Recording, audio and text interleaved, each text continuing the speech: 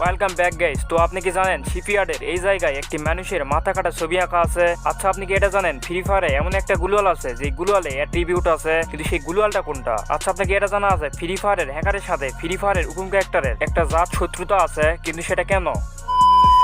আজকের ভিডিওটা শুরু করতেছি ফ্রি ফায়ারের ব্যাক স্টোরি দিয়ে। প্রত্যেকটা ব্যাটল রয়্যাল গেমের পিছনে একটা ব্যাক স্টোরি থাকে, যে স্টোরির উপর সেই গেমটাকে তৈরি করা হয়। ঠিক তেমনি ফ্রি ফায়ারের ব্যাক স্টোরি হলো 50 জন মানুষকে তাদের ব্রেইন ওয়াশ করে একটা প্লেনে বসিয়ে দেওয়া হয়, তারপর তাদের সবাইকে বারমুডা নামক একটি আইল্যান্ডে ছেড়ে দেওয়া হয় এবং সবার ব্রেইনই এমন ভাবে ওয়াশ করা হয় যে সবাই একে অপরকে খুন করতে চায় এবং সে একাই সেখানকার রাজত্ব করতে চায়। আর এভাবে একে অপরকে মারার পর যে লাস্ট পর্যন্ত বেঁচে থাকে তাকে একটা স্পেশাল ট্রেনিং দিয়ে সেই আইল্যান্ডের মালিক করে দেওয়া হয়। এটাই হলো ফ্রি ফায়ারের ব্যাক স্টোরি, যেটার উপর বেস করে গেমটা তৈরি করা হয়েছে। আর আমি এটা আপনাদের শর্টভাবে বুঝিয়ে দিলাম। আপনারা চাইলে ফ্রি ফায়ারের পুরো ব্যাক স্টোরি গুগল কিংবা ইউটিউবে সার্চ করেও দেখে নিতে পারেন। নেক্সট, ফ্রি ফায়ারে অনেক রকমের ওয়েপন রয়েছে এবং প্রত্যেকটা ওয়েপনের স্ক্রিনে অ্যাট্রিবিউট দেখা গেলেও গুলালের স্ক্রিনে কখনোই আমরা কোনো প্রকার অ্যাট্রিবিউট দেখতে পাই না এবং বেশিরভাগ প্লেয়ারই মনে করে যে গুলালের কোনো স্ক্রিনে অ্যাট্রিবিউট নেই বা অ্যাট্রিবিউট যুক্ত গুলালের স্ক্রিন হয়তো গেমে ভবিষ্যতে যোগ করা হতে পারে, কিন্তু এই সকল চিন্তা ভাবনাই ভুল। আমাদের গুলালে অ্যাট্রিবিউট চিন্তা করার আগেই তা ফ্রি ফায়ার গেমে নিয়ে এসে বসে আছে। হ্যাঁ, আপনি একদমই ঠিকই শুনেছেন। কয়েক বছর আগে একটা ইভেন্ট এসেছিল, যে ইভেন্টে এই রকমের একটা গুলুয়াল দেখা গিয়েছিল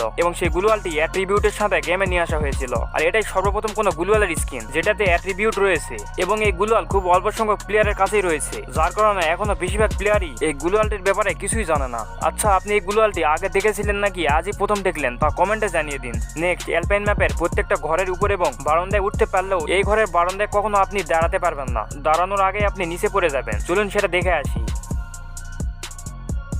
যেমনটা আপনারা দেখতেই পাচ্ছেন, আমি এই ঘরের বারান্দায় যখনই ওঠার চেষ্টা করতেছি তখনই নিচে পড়ে যাচ্ছি। এমনটা মনে হচ্ছে যেন এখানে কোনো বারান্দাই নেই। ফাঁকা জায়গায় ঘরের উপরতলা থেকে জাম্প করলে যেভাবে ক্যারেক্টার নিচে পড়ে যায় সেভাবেই এখানেও পড়ে যাচ্ছে। চলুন এটা আরেকবার পরীক্ষা করে দেখা যায়। এবারও একই কাণ্ড ঘটলো, আগের মতোই নিচে পড়ে গেলাম, কিন্তু এখানে বারান্দা থাকা সত্ত্বেও সেখানে দাঁড়ানো যাচ্ছে না কেন? আসলে এটা একটা গেমের সমস্যার কারণে হচ্ছে।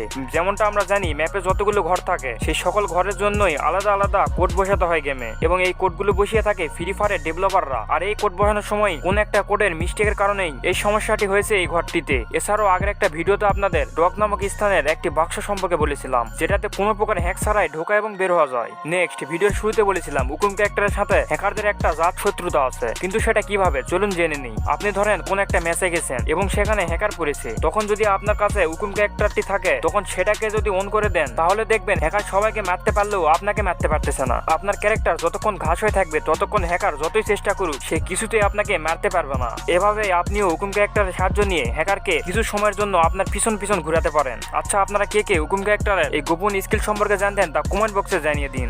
নেক্সট, আপনি বারমুডা ম্যাপে খেলার সময় কখনো না কখনো শিপইয়ার্ডে নিশ্চয়ই গিয়েছেন, কিন্তু আপনি কি লক্ষ্য করেছেন শিপইয়ার্ডের এই থাম্বাগুলোতে একটা মানুষের মুখের ছবি আঁকা আছে? চলুন ছবিটি দেখা যাক। আপনি এই জায়গায় আসার পর যদি ভালো করে লক্ষ্য করেন তাহলে সেই ছবিটা দেখতে পাবেন, কিন্তু অদ্ভুত বিষয় হলো মানুষটির মাথা অর্ধেক কাটা, শুধুমাত্র কপাল পর্যন্তই দেখা যাচ্ছে, যেমনটা আপনারা দেখতেই পাচ্ছেন।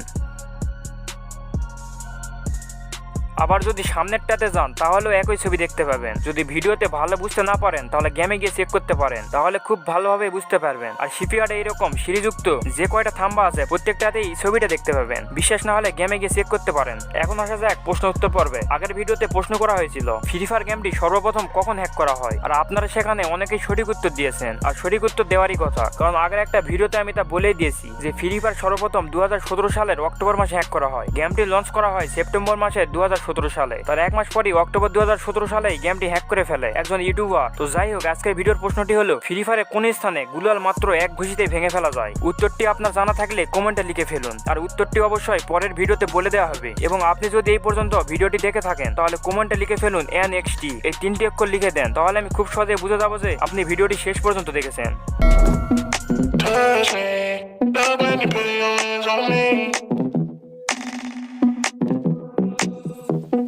Touch me.